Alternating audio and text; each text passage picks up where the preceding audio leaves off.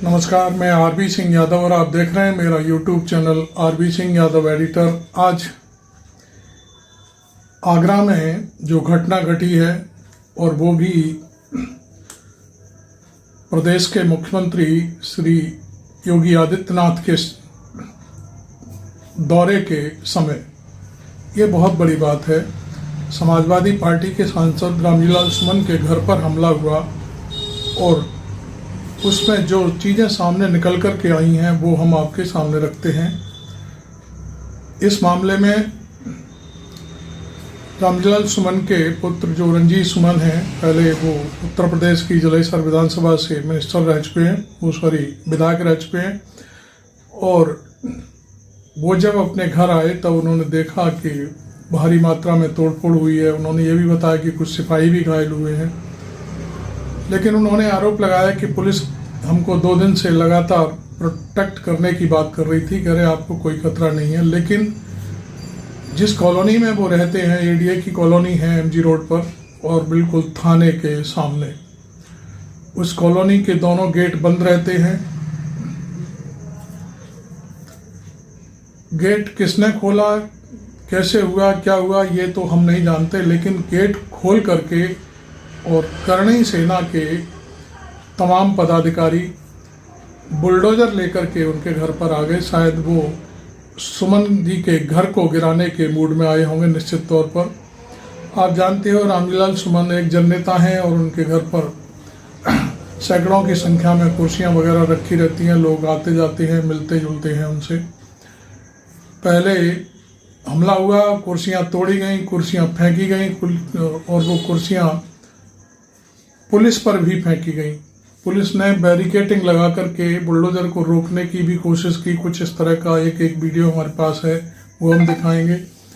और इस तरह की घटना कैसे हो गई, इसका मैं समझता हूं कि उन्होंने जो पार्लियामेंट में बयान दिया था राणा सांगा को लेकर के, वो एक इतिहास का पन्ना था।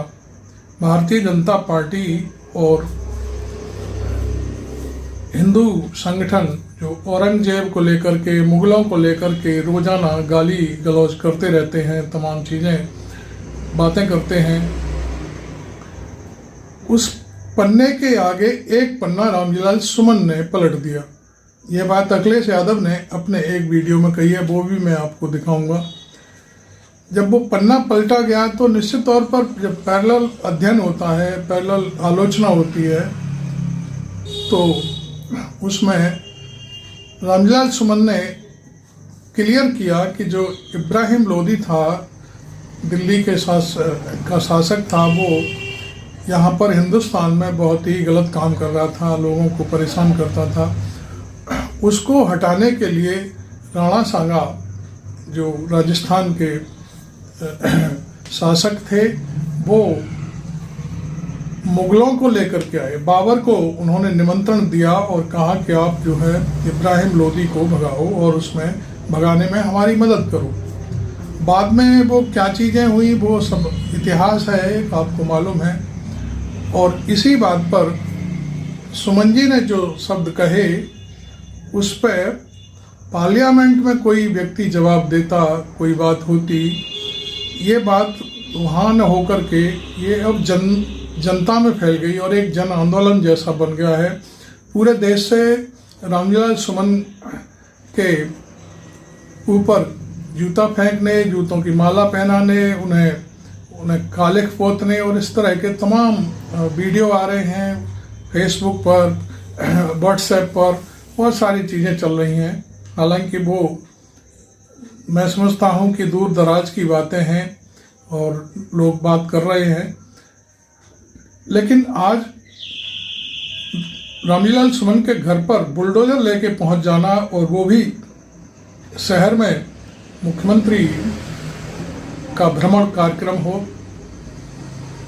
और ऐसे में कानून व्यवस्था बिगड़ जाए, तो ये पुलिस के लिए बहुत बड़ी बात है। या ये कह सकते हैं कि पुलिस मूक दर्शक क्यों बनी रही।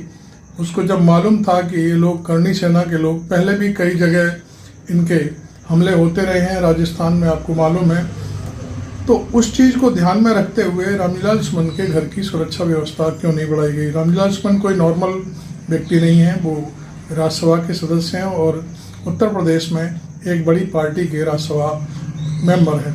तो खैर, अब मैं थोड़ा सा आपके जो रंजीत सुमन हैं उनके पूर्व विधायक बेटे, उनका वीडियो सुनवाता हूँ, फिर मैं अखिलेश यादव का वीडियो सुनाऊंगा, फिर मैं आपके सामने फिर आता हूँ। और वीडियो अच्छा लगे तो इसे लाइक करना, और आप चाहें तो मेरे चैनल को सब्सक्राइब भी कर सकते हैं।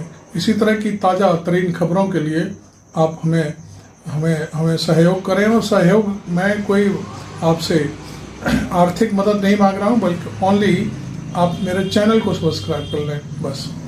चलिए देखते हैं जो घटना घटी है वो, फिर रंजीत सुमन का बयान और अखिलेश यादव जी के कुछ बयान।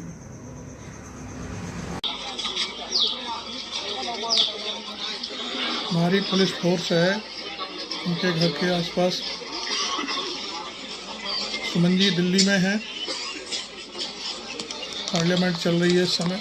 देखिए कितनी तोड़ फोड़ हुई है, ये सारा कुर्सी उर्सी सब तोड़ डाली गई है, गाड़ियों में भी तोड़ फोड़ हुई है, शीशे तोड़ दिए गए हैं।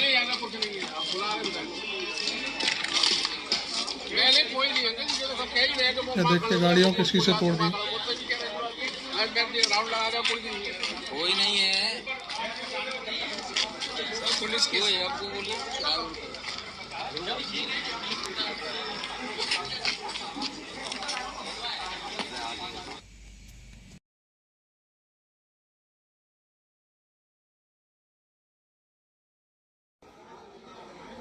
आम पब्लिक भी रामजीलाल सुमन के पुत्र रंजीत सुमन अपने आवास पर जो इस तरह की घटना पर उतर आए। करणी सेना का हमला होने के बाद और लोग कौन थे वो? पत्रकारों से बातचीत करते हुए उन्हें जानकारी देते हुए करणी सेना के पदाधिकारी थे। और जैसा कि आप सब जानते हैं कि इस समय राज्यसभा लोकसभा चल रही है, सांसद दिल्ली में है, घर पे केवल बच्चे हैं। लेकिन जिस तरीके से प्रशासन की मौजूदगी में आज कर्ता लोग हमला बोल रहे हैं, तो ये सोचना पड़ेगा सत्ता को और प्रशासन को कि लोग किस तरह सुरक्षित हैं। क्या लगता है कि प्रशासन की चूक रही या यहाँ पर सुरक्षा में कमी मानते हैं? सोशल मीडिया के माध्यम से जब ये पता चला कि लोग इस तरह का आचरण अपना रहे हैं और इस तरह की धमकी दे रहे हैं, तो जो परिवार से जुड़े हुए लोग हैं वो सुबह से इकट्ठे हुए, किसी को बुलाया नहीं गया, किसी को कोई बात नहीं की गई। लेकिन उसके बाद भी जो लोग आए उनको पूरी तरह से सच्चा संरक्षण प्राप्त है। जो भी पथराव और जो तोड़फोड़ हो रही थी, परिवार पूरे घर में मौजूद थे। आप पूरी वीडियो देखिए, सब गाड़ियाँ तोड़ी गई हैं, घर पर पथराव किया गया है, लाठी डंडे और अध्यय रोरे वो सब साथ लेकर के आए थे। तमाम लोगों की चोट आई हैं और पुलिस प्रशासन के कई लोगों के चोटें आई हैं, लेकिन उनकी मौजूदगी में पूरी घटना हुई है। आपकी सोसाइटी के दोनों गेट पहले से पुलिस ने बंद करवा दिए थे, फिर अंदर कैसे घुसा ये लोग? इसका जवाब प्रशासन देंगे। प्रशासन पूरी तरीके से 2 दिन से हमें पूरा आश्वस्त था कि किसी प्रकार की कोई घटना नहीं होगी, लेकिन और प्रशासन की बात पर हमको भरोसा भी था कि हो सकता है स्थिति नियंत्रण होगी, लेकिन नहीं हुई और लोग घरों पे हमला करने लगे। जहाँ आपका आवास है वहाँ पूरी सोसाइटी रहती है, क्या बहका माहौल था? लोग क्या कितनी गाड़ियाँ टूटी होंगी? यहाँ सब पढ़ने लिखने वाले सीधे साधे लोग रहते हैं, हमारे साथ सभी से अच्छे संबंध हैं और किसी को नहीं पता कौन क्या है, लेकिन हर किसी को आज यहाँ बहका माहौल देखने को मिला है। ठीक है। ये रामजीलाल सुमन जी पे इसलिए अटैक हुआ कि एक तो वो दलित है और दलित होने की वजह से उन पर अटैक हुआ है। रामजीलाल सुमन जी के साथ घटना हुई है, निंदनीय है, दुखद है। एक दलित सांसद जो बहुत ही अनुभवी हैं, बहुत सीनियर हैं, उनके घर पर तब अटैक होना जब मुख्यमंत्री वहीं पर हैं। इसका मतलब मुख्यमंत्री जी की सहमति से हुआ है। ये जो जीरो टॉलरेंस की बात करने वालों का जीरो टॉलरेंस ही जीरो हो गया है। बिना उनकी सहमति के, बिना उनकी जानकारी के ये कैसे संभव है कि उसी जिले में वो हैं और सांसद पे के घर पर अटैक हो गया हो। लेकिन मुख्यमंत्री मैंने 23 मार्च को प्रेस के माध्यम से ये कहा था, हालांकि मेरी बात की कोई परवाह क्यों करेगा।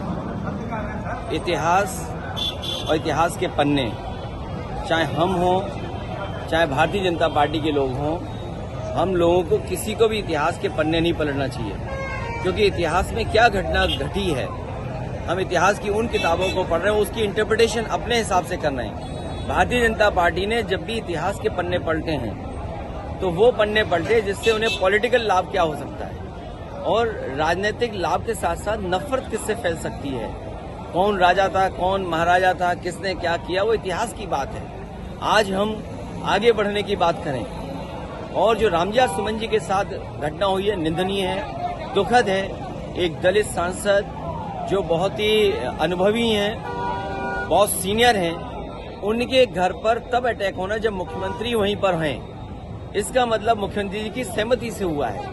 ये जो जीरो टॉलरेंस की बात करने वालों का जीरो टॉलरेंस ही जीरो हो गया है। बिना उनकी सहमति के, बिना उनकी जानकारी के ये कैसे संभव है कि उसी जिले में वो हैं और सांसद पे के घर पर अटैक हो गया हो। लेकिन मुख्यमंत्री आपने देखा इतनी सारी चीज़ें निकल कर के सामने आई। हमने, आपको मालूम है कि पिछले 2 जो हमारे वीडियो थे रामजीलाल सुमन के ऊपर थे, वो पार्लियामेंट में बोले थे, तो वो उनका जो वीडियो था राणा सांगा के ऊपर और मुगलों के ऊपर, उसको हमने अपने 2 वीडियो में बाकायदे ऐड किया था, आपने देखा ही होगा। और उस वीडियो को लेकर के जो बात बिगड़ी है वो जो मैं समझता हूँ सबसे ज़्यादा ठाकुर समुदाय इससे प्रभावित हुआ है और उसको ये बात खली है कि रामजीलाल सुमन इस तरह से कैसे बात कर रहे हैं और माफ़ी मांगने की बार बार बात आ रही। अब मैं आपको बता दूं कि इस हमले का जो अंदाज़ा था वो एक ज़बरदस्त था। और इसके अलावा एक चीज़ और मैं आपको बता दूं कि अब इस हमले का अंजाम क्या होगा आगे चल कर के, ये बहुत बड़ी बात है। भारतीय जनता पार्टी आपको मालूम है सवर्णों से रिलेटेड पार्टी है और ऐसा नहीं है कि उसको दलित वोट नहीं देते, बहुत दलित वोट देते हैं, दलित उनके विधायक भी हैं, तमाम चीज़ें हैं।